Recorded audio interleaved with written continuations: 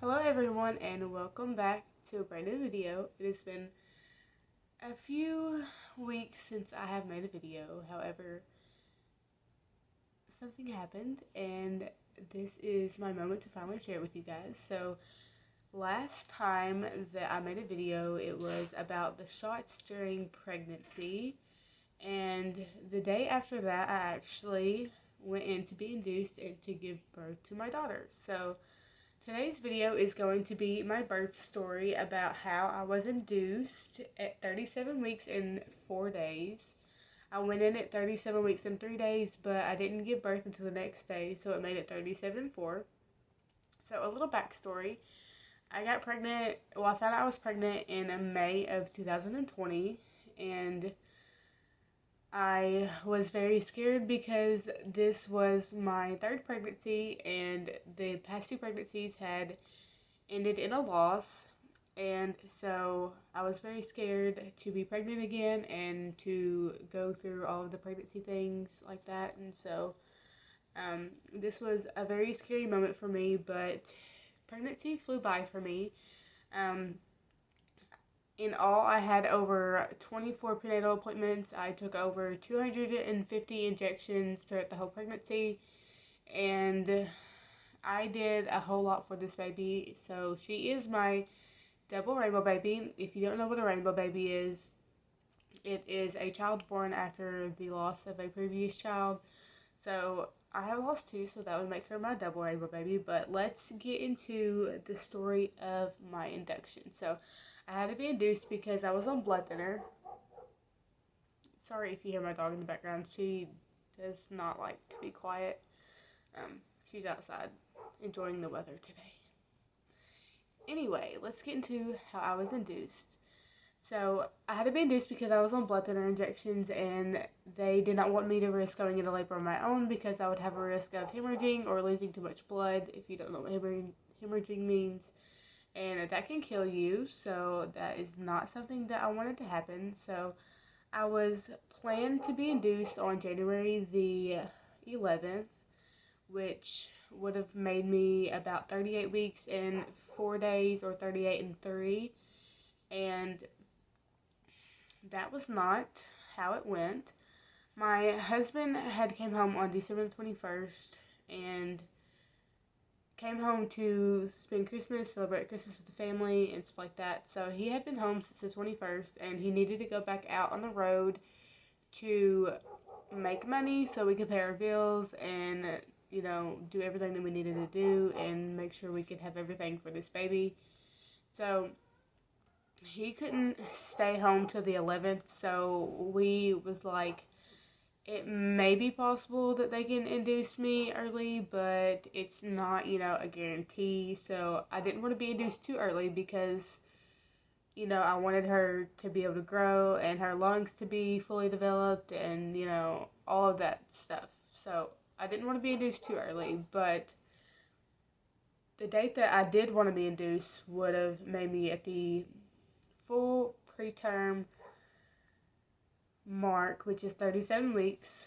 And so I asked my doctor whenever I went in for my appointment the next day after I filmed this last video, and I said, is there any way you can induce me? I was having signs of, what's it called, cholestasis, where you itch constantly on the soles of your feet and the palms of your hands, and it is more prominent at nighttime. So I was having signs of that.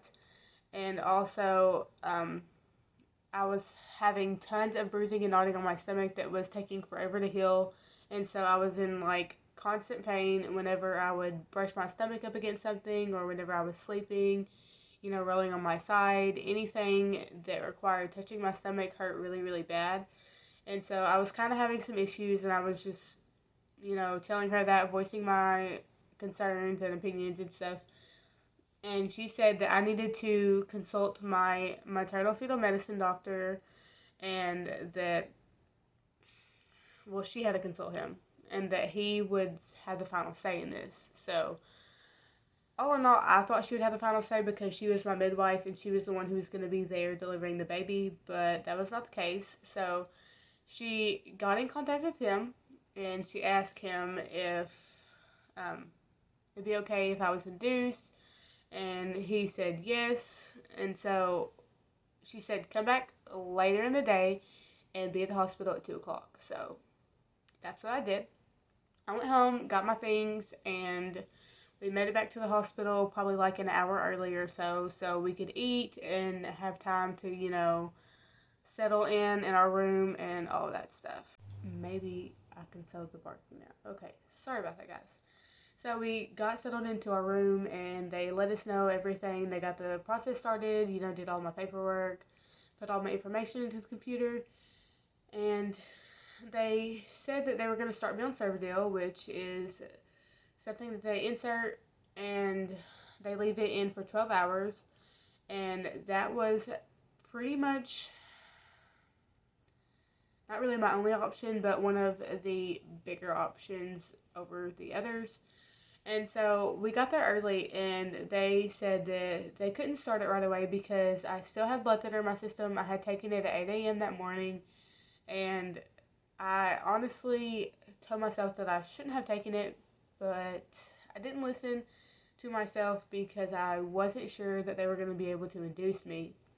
So I went ahead and took it that morning, and I shouldn't have, but everything worked out okay.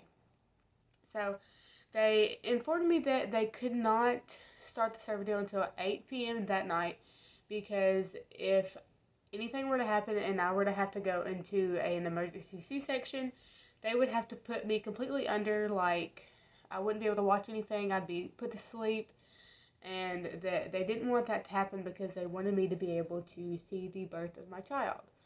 So I was like, okay, that's fine. So they started it at 8 p.m. that night, and it didn't really cause any hard pain for me. It just felt like cramps, and it made you have to pee like every hour.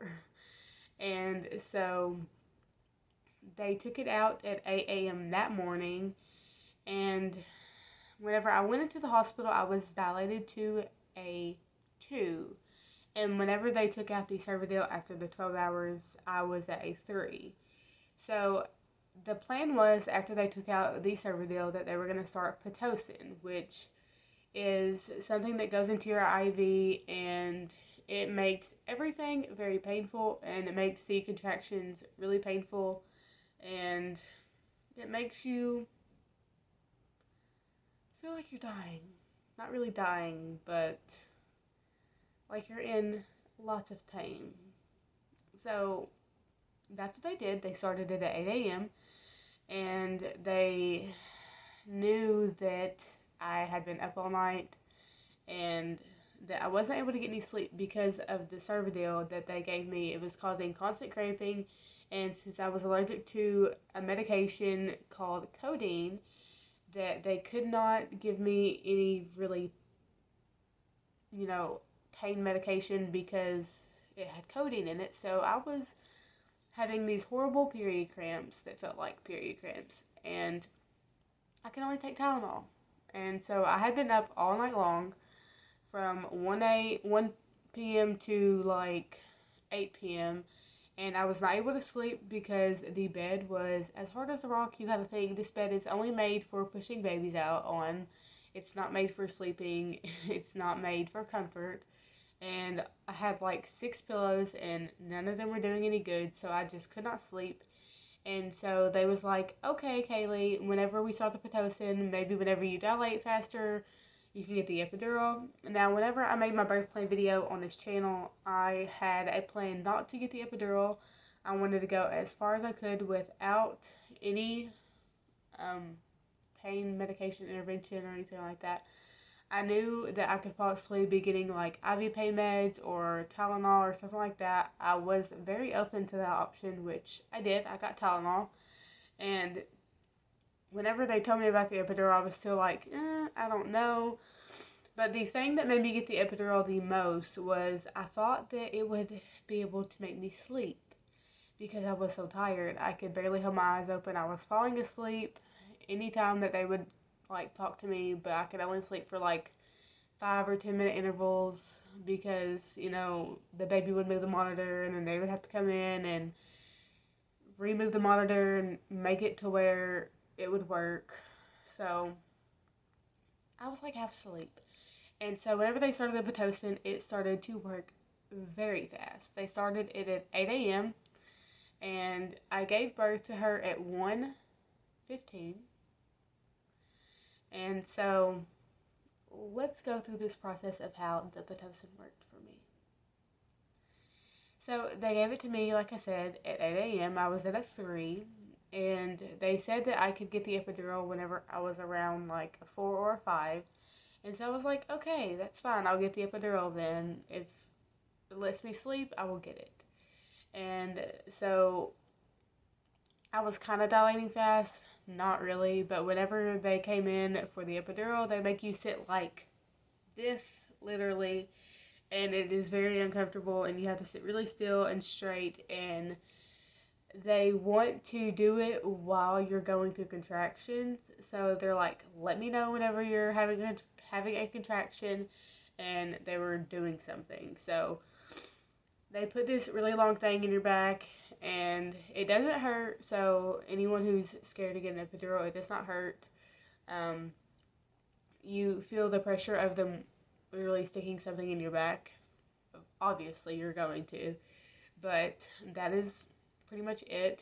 And the contractions were still very painful, and I figured out that the epidural worked on the right side of my body, but it did not work on my left. So my right side was like dead weight. My right leg was dead weight. I could not move it. And my left side, I could still move my leg. I could lift it up. I still felt the contractions, everything. So the epidural, I guess, I don't know if it made me dilate faster or if it was just the medicine. I have no idea.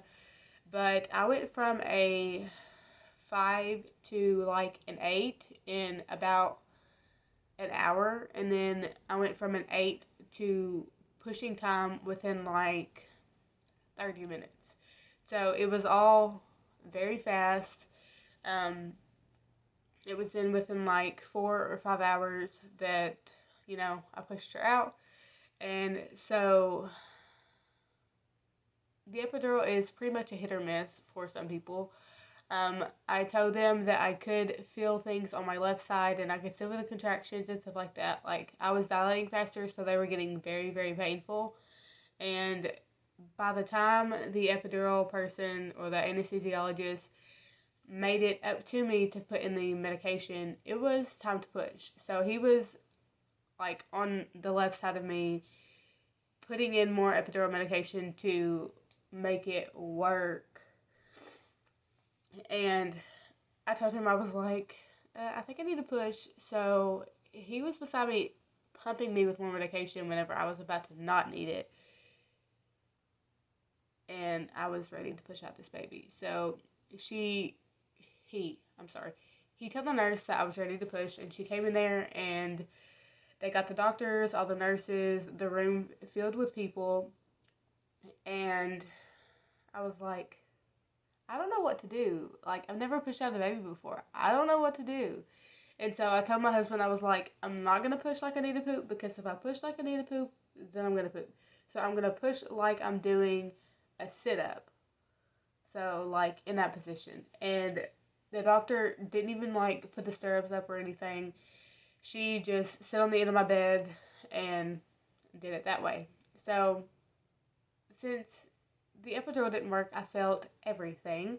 I felt her head coming out, her shoulders coming out, everything.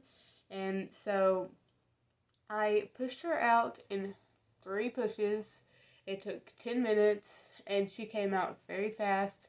As soon as she came out, this is TMI and pretty gross, so if you don't like TMI stuff, skip forward like 10 or 15 seconds. But whenever she came out, she splattered a bunch of gross stuff all over my husband, so he had to change his shirt, and it was very funny. But he did not pass out, so I'm very proud of him. Whenever she came out, she was slightly purple because of how fast she came out. And she was crying, but she had to have a little kickstart because she came out so fast. And so, like, they had to put her on some oxygen and kind of work on her a little bit over on the side. So, like, I did get immediate skin to skin, but they did have to take her to the nursery to put her on CPAP for an hour just to make sure that she was able to breathe good and stuff, you know, out in the real world. So that was kind of scary, but I knew she'd be fine. She weighed 6 pounds and 2 ounces, and she was 18 and a half inches long. And so she was born at 1:15, and everything went good. I didn't have to have any stitches or anything like that, and it was an experience that I'll never forget. I was half asleep while pushing her out, though. They had to keep waking me up and telling me, like, hey, you gotta push this baby out. Like, we can't be sleeping. And so I didn't even sleep whenever she was born. I had someone go get me food, and then I was waiting on her to get back from the nursery. Every time someone walked in the door, I'd be like, do you have my baby? Do you have my baby? And it was like, no, but I'll go check on her for you. And my husband was able to go to the nursery and check on her, make sure she was doing okay. And she was back in the room with us within the next hour. So she didn't have to be on CPAP for long or anything like that, but that is my birth story. That is how she was brought into this world. I wish I was able to film it. I wish I would have been able to film it, but honestly, with how tired I was and how much pain I was in, I probably wouldn't have been able to film it even if I would have tried, especially whenever I was half asleep and could not even hold my eyes open whenever they had to keep waking me up. So, I will show you what she looks like in just a second. I'm not going to pick her up because she's asleep, but she is a really good baby. She did have an 11% weight loss, so she is slowly getting her weight back and slowly getting back to her birth weight. We are 2 ounces away from getting back to her birth weight, and she is 17 days old today. So it's been a little over 2 weeks since I gave birth. In the next video, it will probably be me opening a package for my best friend in the Netherlands. She is sending the baby a bunch of stuff, and she might be sending me a few things. I'm not exactly sure. But I'm going to open that on YouTube for you guys so you can see what all she sent me and see how different things are in other countries and stuff like that, because I love watching videos like that. So if you want to see that, stay tuned. Make sure you are subscribed to the channel. I'm going to be posting a lot more, especially baby content, because now that I have another human in here with me, I can actually make entertaining videos. So I can post a morning routine and a night routine and how we do things and newborn essential videos and stuff like that, because, you know, I actually have another human here with me. So if you want to see that, make sure you stay tuned and make sure you comment below what you want to see next from me. If you want to follow me on Instagram, you can. I will put it in the description below. I post a lot more on there. So, yeah. Let me show you my cute little baby. This is Maya. She is always dreaming and moving and stretching and sleeping. And she is the best baby. And she is the cutest little baby. And she's just my precious little rainbow baby. I want to thank you guys so much for watching this video.